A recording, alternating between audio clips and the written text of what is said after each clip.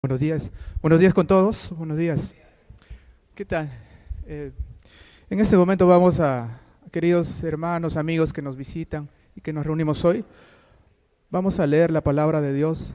Y los que tienen una Biblia, la porción de las Escrituras que vamos a leer el día de hoy es la epístola a los Romanos, capítulo 14. Vamos a leer desde el versículo 1 hasta el 4. Los que quisieran también van a tener el texto proyectado.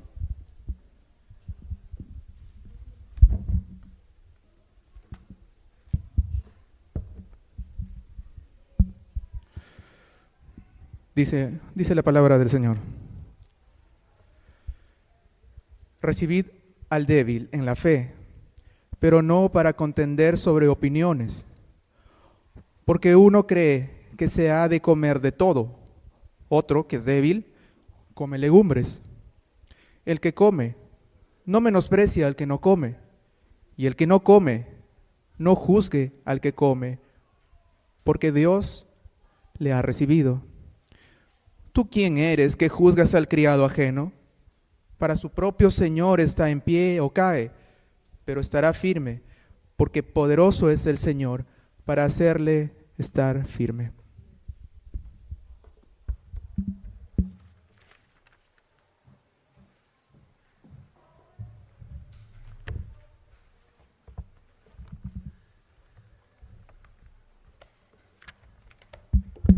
Hermanos, buenos días.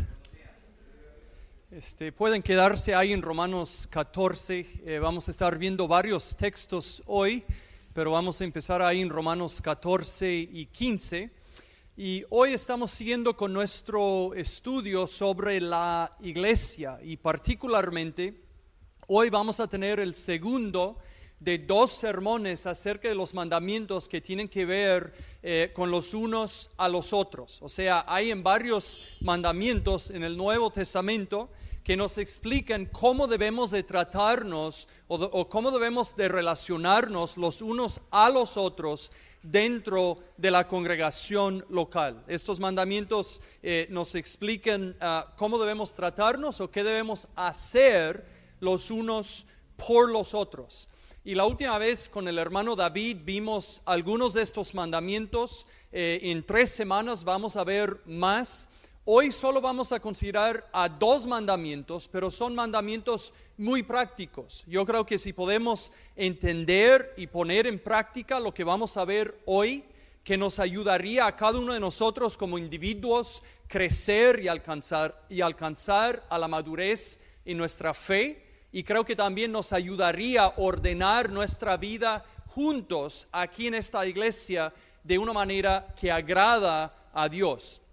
Entonces hoy vamos a ver 2 mandamientos. Vamos a ver el mandamiento de recibirnos o de aceptarnos los unos a los otros. Y los de ustedes que estaban aquí el año pasado, cuando estudiamos el libro de Romanos, van a recordar que vimos este mismo tema, porque pasamos por estos mismos capítulos, pero no creo que nos haría mal escucharlo otra vez. De hecho, es algo que creo que constantemente debemos estar recordando. Y luego vamos a ver el mandamiento a amonestarnos los unos a los otros.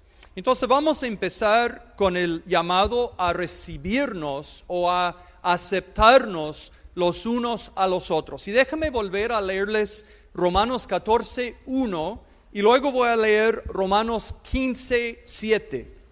En Romanos 14, 1, Pablo dice: recibid al débil en la fe, pero no para contender sobre opiniones. Y luego en 15, 7, él dice: por tanto, recibíos los unos a los otros, como también Cristo nos recibió para gloria de Dios. Entonces pueden ver que esta sección de Romanos, desde 14:1 a 15:7, empieza y termina con el llamado a recibirse los unos a los otros. Y de hecho, estos capítulos se tratan de asuntos en que los cristianos en la iglesia primitiva tenían cierta medida de libertad, pero en que no todos estaban de acuerdo y en que no todos llevaban la misma práctica.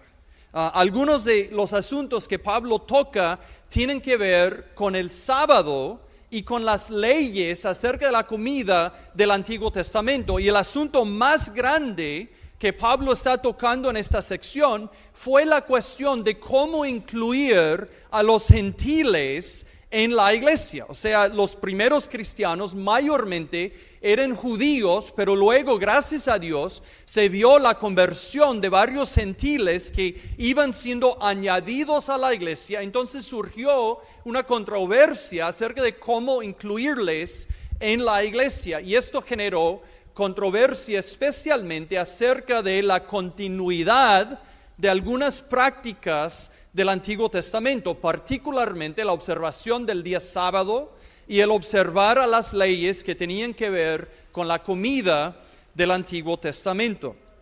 Ahora, la mayoría de estos asuntos realmente no generan controversia dentro de nosotros hoy en día, pero hay en otros asuntos que podrían generar controversia entre nosotros. Existen otros asuntos donde aún hoy en día los cristianos sinceros tienen convicciones fuertes acerca de cómo aplicar la palabra de Dios en áreas donde la Escritura nos da principios generales, pero no nos da mandamientos específicos.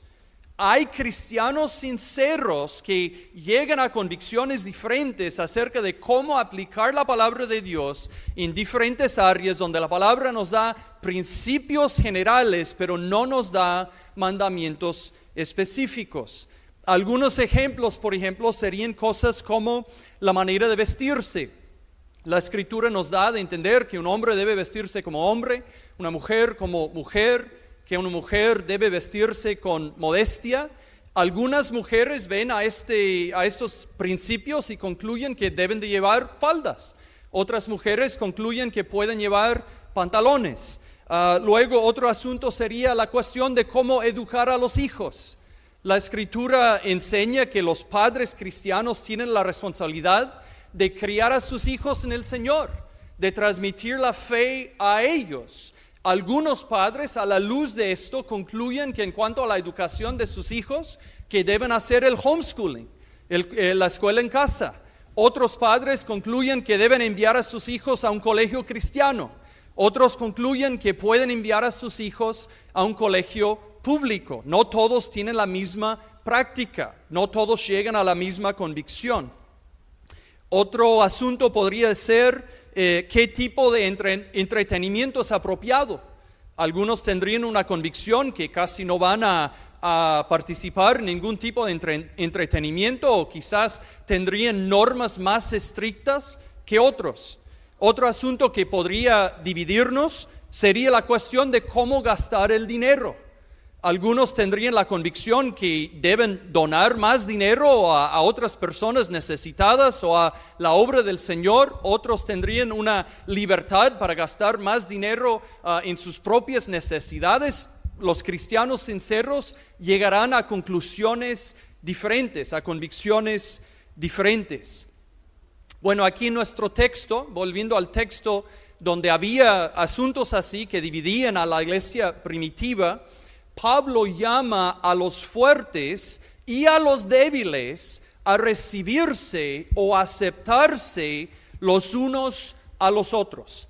En otras palabras, el llamado aquí es a aceptar como cristianos y a vivir en armonía como hermanos, aún con personas con los cuales no estamos de acuerdo en todo punto secundario. Con personas con los cuales no estamos de acuerdo en toda aplicación de los principios que encontramos en la Escritura.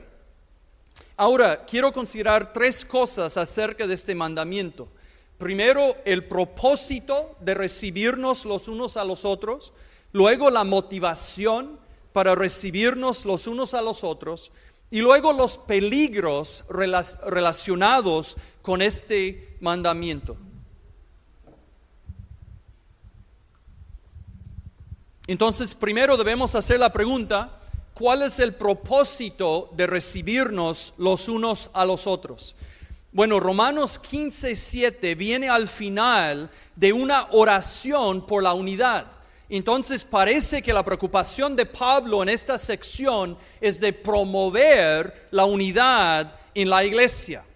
Parece que Pablo quería que los romanos estuvieran unidos para entonces poder ayudar los unos a los otros a crecer en la fe. O sea, si vamos a ayudarnos mutuamente, necesariamente tenemos que estar unidos. Entonces, ¿cuál es el propósito de aceptarnos los unos a los otros? El propósito es que debemos aceptarnos los unos a los otros para estar unidos, para entonces poder ayudarnos mutuamente, crecer en nuestra fe, para ayudarnos los unos a los otros a alcanzar la madurez espiritual. Luego, otra pregunta entonces sería, ¿cuál es la motivación para recibirnos los unos a los otros? ¿Cómo nos motiva Pablo? Bueno, él dice en Romanos 15:7 que debemos recibirnos los unos a los otros como también Cristo nos recibió. Entonces, por un lado, lo que nos motiva a recibir a otros hermanos, a aceptarlos como hermanos y a amarlos, es el hecho de que Cristo nos ha aceptado a nosotros. Él ha tenido la actitud y la disposición de querer recibir a nosotros. Entonces, la gracia que hemos recibido de Dios, el hecho de que Dios en Cristo nos ha recibido, debe promover en nosotros una disposición de querer recibir o aceptar a nuestros hermanos. Pero Pablo nos da otra motivación aquí. En Romanos 14, 3 y 4 y en 15, él aclara que los creyentes a los dos lados de las controversias acerca del sábado y acerca de la comida habían sido recibidos por Dios. Él dice esto en versículo 3. Luego él aclara que a los dos lados tenían a Dios como su Señor, en versículo 4, y en versículo 15 él aclara que los de los dos lados de la controversia son hermanos por los cuales Cristo murió. Entonces, ¿qué está diciendo Pablo aquí? Pablo está aclarando que la postura de una persona en cuanto a un asunto secundario no determina si es hijo de Dios. En este caso, no fue el caso de que los que comían carne eran hijos de Dios, pero los que no lo son. Tampoco fue el caso de que los que no observan el sábado no son creyentes, pero los que observan el sábado son creyentes. Pablo está poniendo sobre la mesa que había esta controversia. Había personas con convicciones diferentes, pero está diciendo a las personas de los dos lados que la postura de una persona en cuanto a estos asuntos no determina si es cristiano, que las personas de los dos lados son cristianos. Entonces, Pablo aclara que esto no es lo que determina la salvación de una persona. ¿Qué determina que si uno es hijo de Dios? ¿Qué determina su salvación? El haberse acercado a Dios por medio de Cristo con arrepentimiento y fe. Todo aquel que se acerca a Dios con arrepentimiento y fe, confiando en Cristo y únicamente en Él, es salvo y llega a ser hijo de Dios por esto y no por su postura o su aplicación de los principios generales de la Escritura a un caso particular en su vida. Entonces Pablo usa el hecho de que Dios había aceptado a personas de los dos lados de la controversia para motivar a sus lectores a recibirse o a aceptarse a los que habían tomado otra postura acerca de estos asuntos secundarios. Entonces, para resumir, recibirse los unos a los otros quiere decir que debemos aceptar como hermanos aún a los que no están de acuerdo con nosotros en asuntos secundarios. Debemos recibirnos los unos a los otros para guardar la unidad y así para poder ayudarnos mutuamente a crecer en nuestra fe. Y lo que debe motivarnos a hacerlo es el hecho de que Dios en Cristo nos ha recibido y también el hecho de que Dios en Cristo ha recibido a nuestros hermanos. Otra vez, que su postura en estos asuntos no les haría no ser hijos de Dios, sino que si han confiado en Cristo, son nuestros hermanos. Ahora vamos a ver que hay un peligro para cada grupo de personas en estos tipos de controversias. Hay un peligro para los débiles y también un peligro para los fuertes. Primero, el peligro para los débiles sería el peligro de juzgar a sus hermanos. Pablo en Romanos 14 menciona a los hermanos débiles cuyas conciencias les convencían que tenían que seguir guardando el día sábado y que tenían que seguir guardando las leyes acerca de la comida. Vemos esto en 14, 2 y 5. Y Pablo está claro aquí. Dios, bajo el nuevo pacto, no exige esto de su pueblo, no exige a su pueblo seguir guardando el sábado y guardando las leyes acerca de la comida. Y de hecho, para muchos creyentes con trasfondo judío, les costó entender y aceptar esta realidad. Entonces sus conciencias, como todas sus vidas habían practicado estas cosas, sus conciencias les convencían que deberían de seguir haciéndolo. Y Pablo dice que si estos creyentes con trasfondo judío están convencidos de algo, que deben actuar de acuerdo a sus conciencias. Él les da de entender esto en versículos 5, 6, 14 y 23. Pero Pablo advierte a estos mismos creyentes que no deben de juzgar a los que no comparten sus convicciones. Les advierte en versículos 3 y 4 y de 10 a 30. Entonces el peligro para los débiles es de juzgar a sus hermanos. Y de la misma manera, nosotros debemos tener cuidado de no juzgar, es decir, de no rehusar aceptar o recibir a otros en base de nuestras convicciones acerca de la aplicación de la Escritura, de los principios de la Escritura, cuando no nos da un mandamiento específico.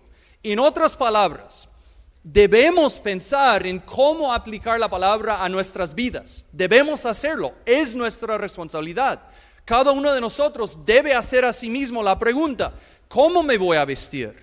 ¿Cómo voy a educar a mis hijos? ¿Qué tipo de entretenimiento veré?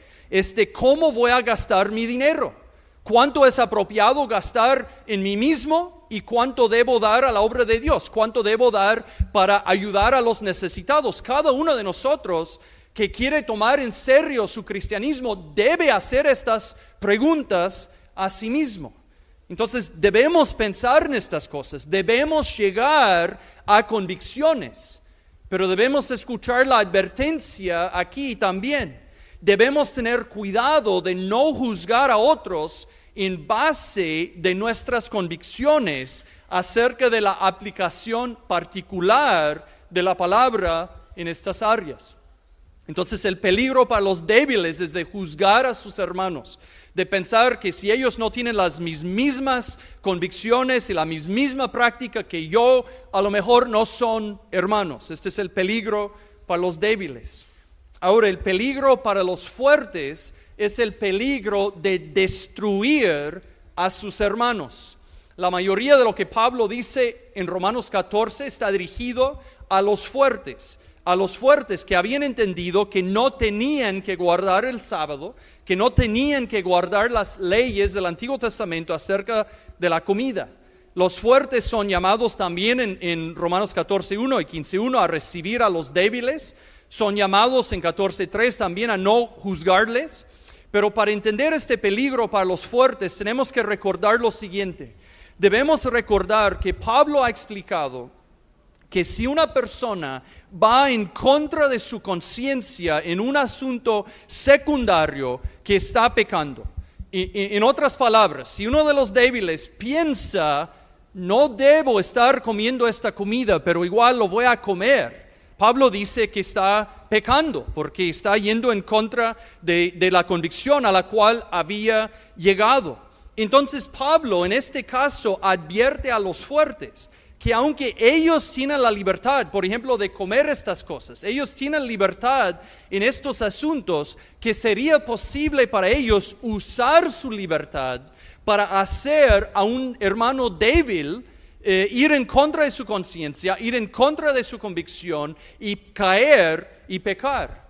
Entonces Pablo exhorta a los fuertes en amor a no insistir en su libertad por el bien de sus hermanos. En este caso está comiendo con alguien que tiene la convicción que no debe comer ciertas comidas, y insistir en que tenía el derecho de comer cierta comida y comerla delante de estas otras personas podría hacerles caer, podría hacerles pecar. Entonces Pablo llama a los fuertes en amor a no simplemente insistir y decir que es mi derecho, yo haré lo que yo puedo hacer. No, él les llama a considerar en amor a sus hermanos para no hacerles caer y para, en las palabras de Pablo, no destruirles.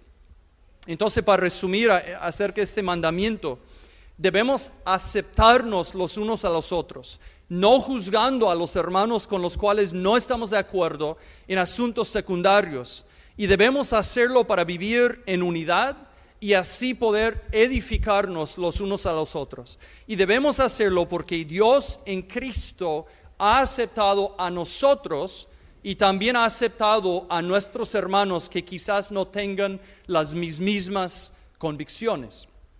Por un lado, escúchenme, quiero exhortar a todos, otra vez, con toda seriedad, cada uno de nosotros que es un cristiano que quiere tomar en serio a su cristianismo, debe pensar con mucho cuidado acerca de cómo aplicar la palabra de Dios a cada aspecto de su vida. Por favor, de ninguna manera escúchenme decir esta mañana que debemos tener una actitud ligera en cuanto a nuestro cristianismo. Todos tenemos la responsabilidad con toda seriedad de buscar aplicar la palabra de Dios a cada aspecto de nuestras vidas. Debemos querer vivir para el Señor de todo corazón, con una entrega total. Pero en los asuntos secundarios, entonces debemos llegar a convicciones y debemos vivir de acuerdo a estas convicciones, pero al mismo tiempo debemos reconocer que existen áreas como estos tipos de áreas donde los cristianos no llegarán a las mismas convicciones. Y tenemos que reconocer que nuestros hermanos quizás no llegarían a las mismas conclusiones en la aplicación de la palabra a sus vidas, pero de todos modos Pablo aquí nos llama a aceptarles. Entonces espero que entendamos esto, espero que como individuos y como iglesia que busquemos poner estas cosas en práctica. Realmente si lo hacemos, viviremos en unidad y podríamos entonces ayudarnos mutuamente.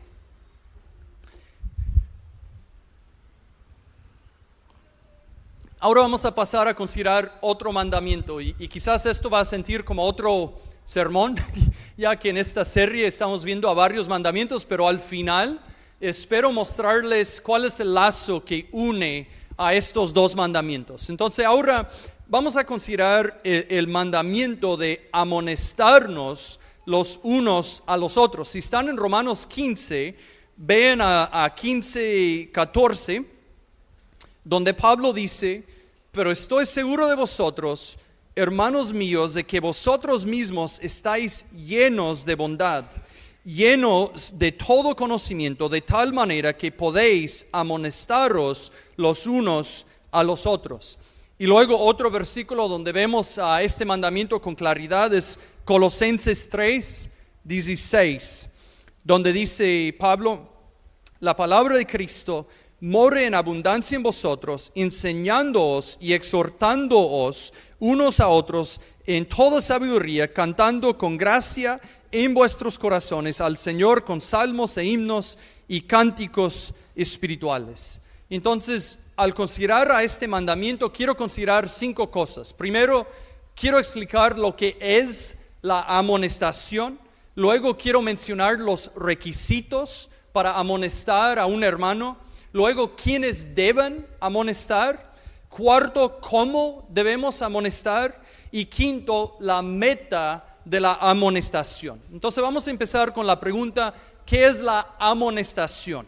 Y la palabra griega que está detrás de la palabra amonestar, en diferentes contextos es traducido a otra palabra. En diferentes contextos, la palabra en el Nuevo Testamento es traducida como exhortar, como corregir, como advertir, como aconsejar, como instruir o a veces como amonestar. Y entonces, bueno, abarca todo esto. Y en un sentido, la amonestación puede ser como la disciplina en la iglesia. La disciplina en la iglesia puede ser preventiva o puede ser correctiva. Usualmente cuando pensamos en la disciplina, pensamos en la corrección, pero los teólogos dicen que de hecho puede ser preventiva, que a la medida que estamos predicando la palabra y aprendiendo la palabra, esto previene el tener que practicar la disciplina después. De la misma manera, la amonestación puede ser preventiva o puede ser correctiva. Puede ser preventiva, por ejemplo, cuando nos advertimos los unos a los otros acerca de los peligros del pecado. Por ejemplo, en Hebreos 3, 12 y 13 dice así: mirad, hermanos, que no hay en ninguno de vosotros corazón malo de incredulidad para aceptarse del Dios vivo, para apartarse del Dios vivo. Antes, exhortaos los unos a los otros cada día, entre tanto que se dice hoy, para que ninguno de vosotros se endurezca por el engaño del pecado. El versículo 13 ahí dice exhortaos o amonestan los unos a los otros para que no se endurezcan por el engaño del pecado. Entonces aquí vemos un ejemplo de amonestación que es preventiva, que entre nosotros debemos constantemente con nuestras palabras estar animándonos los unos a los otros a ser alertas en cuanto al peligro del pecado. Entonces en este caso estamos amonestándonos de manera preventiva, no estamos corrigiendo a alguien que ha pecado, sino estamos advirtiéndonos del peligro del pecado. Pero por otro lado, la amonestación puede ser correctiva cuando es dirigida a los que están en el pecado, a los que ya están pecando. Por ejemplo, en 1 Tesalonicenses 5:14, Pablo dice: también os rogamos, hermanos, que amonestéis a los ociosos. Luego vemos algo similar en 2 Tesalonicenses 3, 14 y 15. Dice: si alguno no obedece a lo que decimos por medio de esta carta, a ese señaladlo, y no os juntéis con él, para que se avergüence. Mas no lo tengáis por enemigo, sino amonestadle como a hermano. Entonces ahí tenemos dos ejemplos del llamado a amonestar a una persona en el sentido de corregirle cuando está en su pecado. Entonces, ¿qué es la amonestación? De manera positiva podría ser el animar a un hermano con sus palabras, el exhortarle, llamándole a acción, el advertirle, el instruir a un hermano, o de manera negativa podría ser el corregir a un hermano que se ha desviado y que está en el pecado. Ahora debemos reconocer que existen algunos requisitos para amonestar a un hermano. Y voy a limitarme solamente a Romanos 15:14. Vean a Romanos 15:14 otra vez.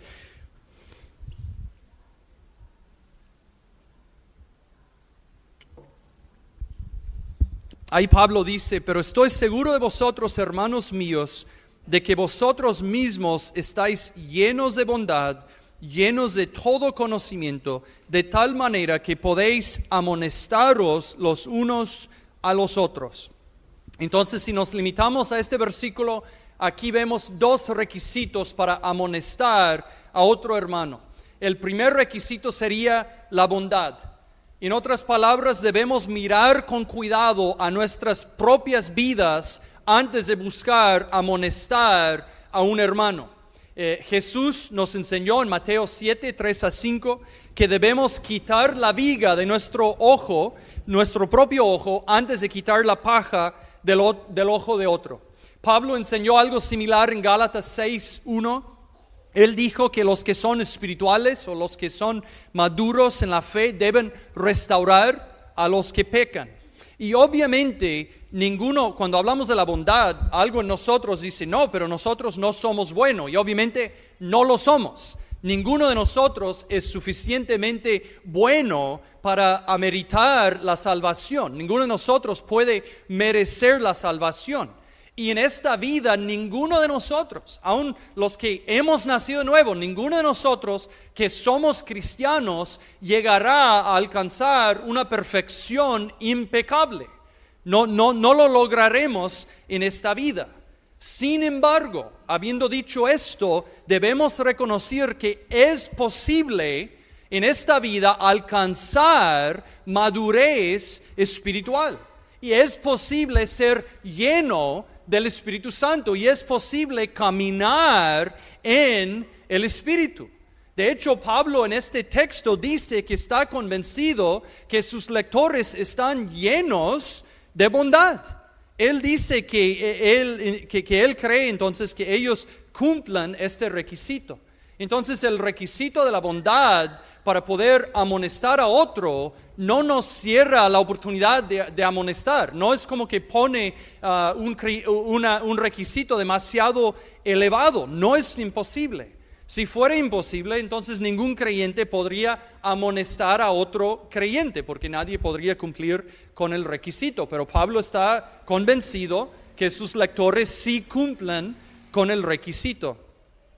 Bueno, un segundo requisito para poder amonestar es el conocimiento. Vemos esto en 15:14 también. Pablo también dice que confía que sus lectores están llenos de conocimiento y que entonces son capaces de amonestar los unos o de instruir los unos a los otros. Entonces lo que vemos aquí es que la amonestación debe ser basada en la enseñanza clara de la Escritura y no simplemente en las opiniones o las preferencias de las personas. De hecho, esto es similar a lo que vimos en el mandamiento a recibirnos los unos a los otros. Si yo voy a tratar de instruir o de advertir o aún de exhortar o de reprender a un hermano, no debo hacerlo en base de mis preferencias. Debe ser en base de la enseñanza muy clara de la Escritura. Entonces, antes de poder amonestar a otro creyente, ¿cuál es el requisito? El requisito es de conocer a la Biblia, porque la amonestación debe ser en base de la palabra de Dios. Bueno, ahora una tercera pregunta que toca un poco parte del tema que tocó el hermano David la última vez cuando predicó acerca de estos mandamientos. Es la pregunta, ¿quién debe amonestar? Y en parte es cierto que los líderes, los pastores deben de amonestar a los creyentes. Por ejemplo, en Hechos 20:31, leemos aquí acerca de la reunión entre Pablo y los ancianos de la iglesia de Éfeso. Y él dice, por tanto, velad, acordándoos que por 3 años, de noche y de día, no he cesado de amonestar con lágrimas a cada uno. Entonces Pablo, como un líder, como apóstol, había amonestado a los ancianos de la iglesia de Éfeso. También en 1 de Tesalonicenses 5:12 dice, os rogamos, hermanos, que reconozcáis a los que trabajan entre vosotros y os presiden en el Señor y os amonestan. Entonces aquí Pablo dice que los líderes, él describe a líderes que os amonestan. Entonces, ciertamente los líderes deben amonestar a los creyentes. Pero aquí es donde vemos algo que vimos también en el sermón del hermano David. Estos mandamientos acerca de los unos a los otros no solo son para los líderes. Estos mandamientos son para cada creyente, son para cada miembro de la congregación. Ciertamente los líderes deben hacer estas cosas, pero también todo creyente debe hacerlo. Ya hemos visto en Romanos 15:14, en Colosenses 3:16, que todos los creyentes deben amonestarse los unos a los otros. Fíjense que en Romanos 14 Pablo no se está dirigiendo a los pastores de la iglesia en Roma, está dirigiéndose a la iglesia entera, está dirigiéndose a todos los creyentes Ahí está dirigiéndose a la congregación entera y diciendo que todos pueden y deben amonestarse los unos a los otros. Y hace lo mismo en Colosenses 3:16, diciéndoles que todos deberían enseñarse y exhortarse o amonestarse los unos a los otros. Entonces, ¿quién debe de amonestar? Todo creyente. Ahora una cuarta pregunta aquí: ¿cómo debemos amonestar? En primer lugar, la amonestación puede ser en público o puede ser en privado. Y obviamente si es correctiva, creo que es mejor que empiece en la mayoría de los casos en privado. Pero déjame darles un ejemplo de amonestación pública y también otro ejemplo de amonestación privada. Primero lo público, en 1 Corintios 4:14. Pablo dice: no escribo esto para avergonzaros, sino para amonestaros como hijos míos amados. Pablo dirige esta palabra a la congregación entera en Corinto. Y fíjense que cuando ellos recibieron esta carta, habrían leído en voz alta esta carta a la congregación entera. Entonces aquí tenemos un ejemplo de la amonestación pública, o sea, amonestación dado a un grupo de personas en un ambiente público. Pero también tenemos un ejemplo de amonestación privada en 1 Tesalonicenses 2:11 y 12. Aquí Pablo dice: así como también sabéis de qué modo, como el Padre a sus hijos, exhortábamos y consolábamos a cada uno de vosotros, y os encargábamos que anduvieseis como es digno de Dios, que os llamó a su reino y gloria. Aquí Pablo está recordando su tiempo en Tesalónica, y él dice que exhortó o amonestó a cada uno. Esto nos da de entender, el lenguaje nos da de entender que está hablando de una interacción más personal. Entonces la amonestación puede ser público o privado. Luego, ¿cómo más debemos amonestar? Bueno, debemos hacerlo con amor y preocupación sincera, con amor y preocupación profunda. En Hechos 20:31 que leí, Pablo dijo que amonestó a los efesios con lágrimas. O sea, lo hizo con amor, no lo hizo de manera abusiva, no lo hizo de manera iracunda, lo hizo con amor, con preocupación sincero por estas personas. Vemos lo mismo en 1 Corintios 4:14. Pablo dijo a los corintios que les estaba amonestando no para avergonzarles, sino como un padre. ¿Y cómo es la relación entre un padre y sus hijos? Les ama a sus hijos. No les corrige, no les amonesta para simplemente avergonzarles o para hacerles daño. Lo hace con amor y lo hace porque desea lo mejor para ellos. Entonces, ¿cómo debemos amonestar? Con amor y con preocupación sincera, con un deseo sincero de ver a nuestros hermanos crecer en su fe, con una preocupación sincera por su bienestar espiritual. Luego, ¿cómo más debemos amonestar? ¿Cómo debe ser nuestro tono, quizás? Debemos hacerlo con amabilidad, con paciencia y con ternura. En 2 de Timoteo 2:24 y 25, Pablo se dirige a los líderes, los cuales enseñan y amonestan, y él resalta la necesidad de ser amable, de ser sufrido y de ser manso. Así dice en 2 de Timoteo 2:24 y 25. Él dice: porque el siervo del Señor no debe ser contencioso, sino amable para con todos, apto para enseñar, sufrido, que con mansedumbre corrija a los que se oponen, por si quizá Dios les conceda que se arrepientan para conocer la verdad. Entonces debemos amonestar con amabilidad, con paciencia, con ternura. Finalmente, una última pregunta acerca de la amonestación. ¿Cuál es el propósito de la amonestación? Y para ver esto quiero que vayamos a Colosenses 1:28. En Colosenses 1:28 Pablo dice cuál es su meta, cuál ha sido la meta de su enseñanza y amonestación.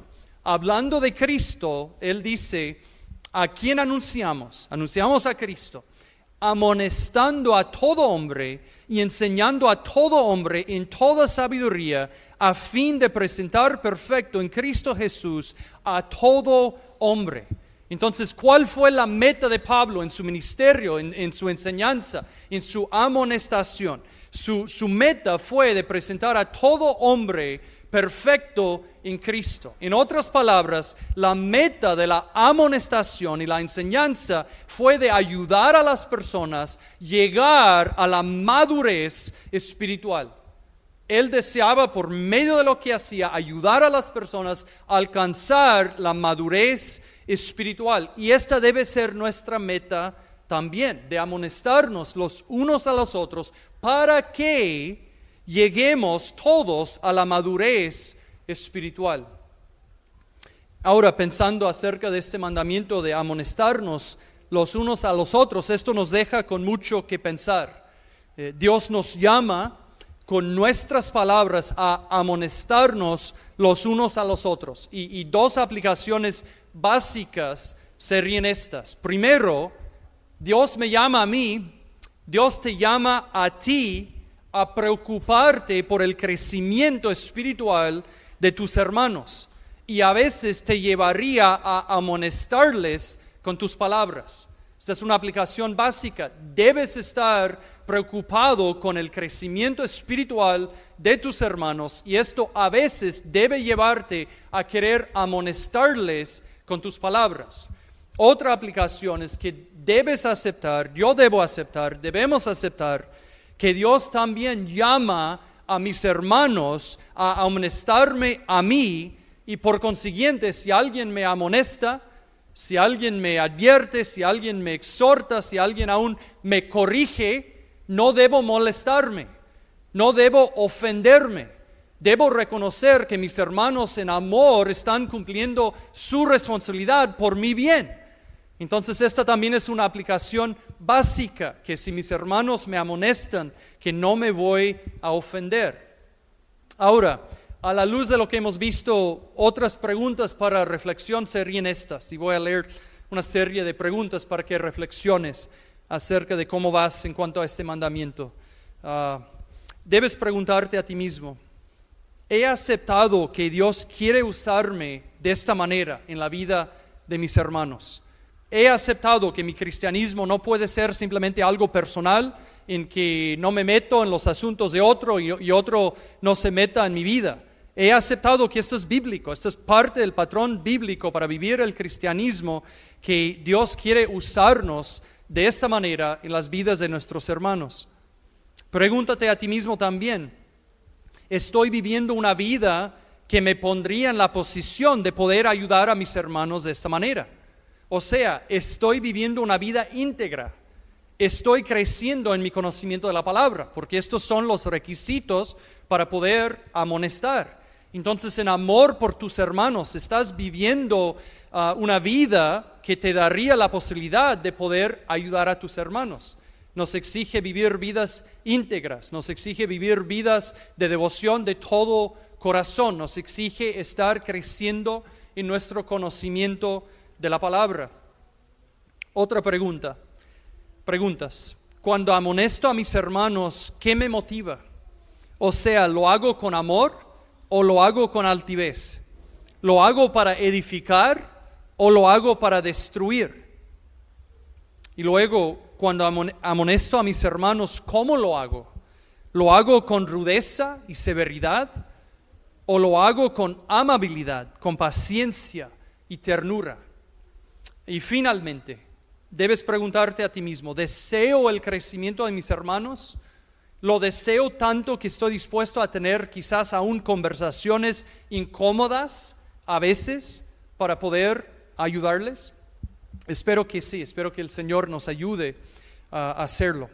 Bueno, para terminar, quiero terminar con dos ideas que yo creo que están detrás de estos dos mandamientos que hemos visto. Y esto es, en un sentido, lo que hemos cantado hoy. Primero, Dios quiere usarnos en las vidas los unos de los otros para que todos crezcamos. Y uno de los medios que Dios usa para ayudarnos a alcanzar la madurez espiritual es otros cristianos. Entonces debemos aceptar, por un lado, que necesitamos a los demás, que no podemos alcanzar a la madurez solo y debemos aceptar que somos llamados a preocuparnos por los demás y a buscar ayudarles a ellos. Esta es una aplicación que está detrás de estos dos mandamientos. Y el último es que Dios nos llama a amar, como hemos cantado, como el hermano David ha orado. El Señor nos llama a amar a nuestros hermanos. Y esto es lo primordial. Nos llama a desear lo mejor para nuestros hermanos. Nos llama a buscar sus intereses. Nos llama a buscar lo que les conviene. El amor entonces me lleva a recibir o aceptar a hermanos con los cuales no estoy 100% de acuerdo en todo punto de aplicación de la palabra de Dios. El amor me lleva a buscar el crecimiento de mis hermanos. Entonces, el amor me llevaría a amonestar a mis hermanos. Más que todo, entonces, hoy debo preguntarme, ¿amo a mis hermanos? Y debo orar como Pablo oró, y de hecho quiero leerlo, como Pablo oró en Filipenses 1:9. Creo que sería una oración apropiada para nosotros, porque seguramente ninguno de nosotros ama a sus hermanos perfectamente. Entonces, cuando encontramos que realmente no amamos, sería apropiado que oremos como Pablo oró en Filipenses 1:9. Y él dijo, hablando de lo que oraba por los filipenses, y pido en oración que vuestro amor abunde aún más y más en ciencia y en todo conocimiento. Debemos orar, debemos pedirle al Señor que nos ayude a crecer en nuestro amor por Él y luego nuestro amor los unos por los otros, lo cual nos llevaría a buscar poner en práctica estos mandamientos y así ayudarnos mutuamente a crecer en nuestra fe. Oremos.